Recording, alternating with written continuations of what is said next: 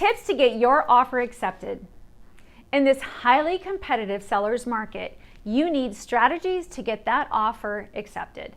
Today, I'm sharing all of my best tips to get your offer accepted from a lender's perspective, as well as how we can work together with your real estate agent to help you win that house. So let's get right into the first tip to get your offer accepted. This is a big one.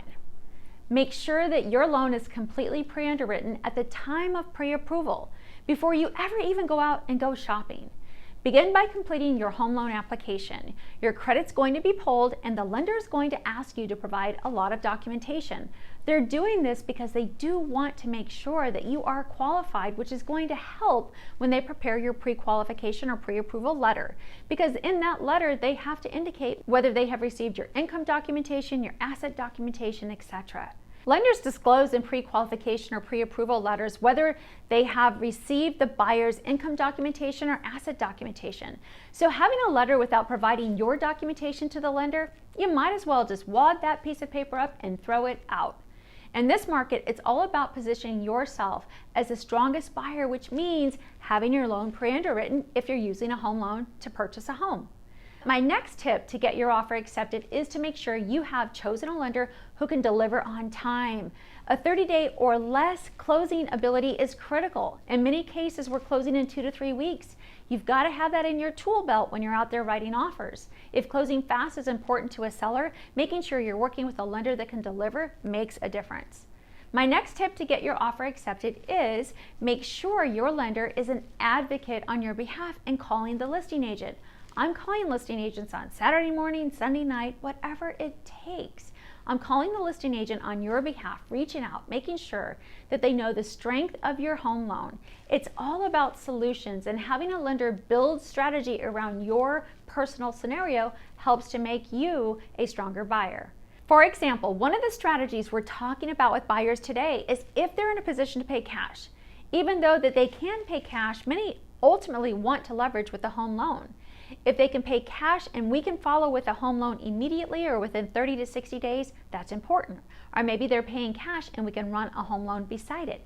All of those things are variables that are working in today's market. Another thing to keep in mind is that this market, you're very likely going to end up paying more than the house was listed at. And that's not necessarily a bad thing.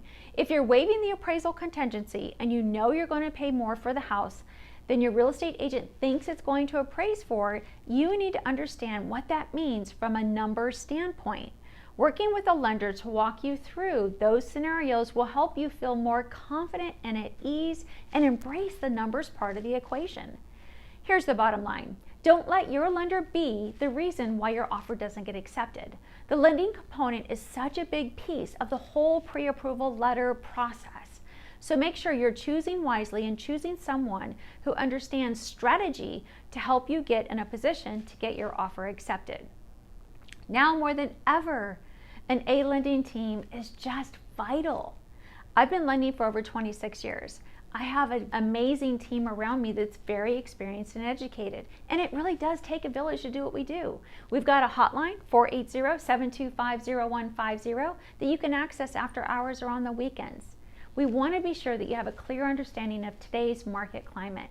You'll also want to make sure you're working with an experienced real estate agent. They will find out information like what's important to the seller that could impact your contract negotiations. Then we work together to help you win.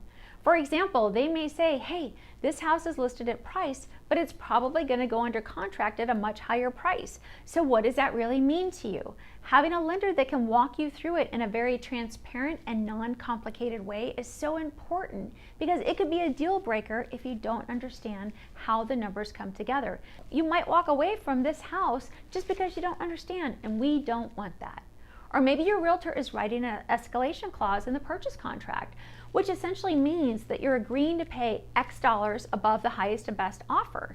You'll want to understand what that means to you from a loan and numbers standpoint. What does it mean to you if the house doesn't appraise? That's where a great lender can give you the facts you need to get out there and get that offer accepted. So now you know all of my best tips for getting your offer accepted in today's crazy seller's market. If you have any questions, please comment below or give us a call. That's what we're here for. If you got value out of today's video, please give it a like and don't forget to subscribe.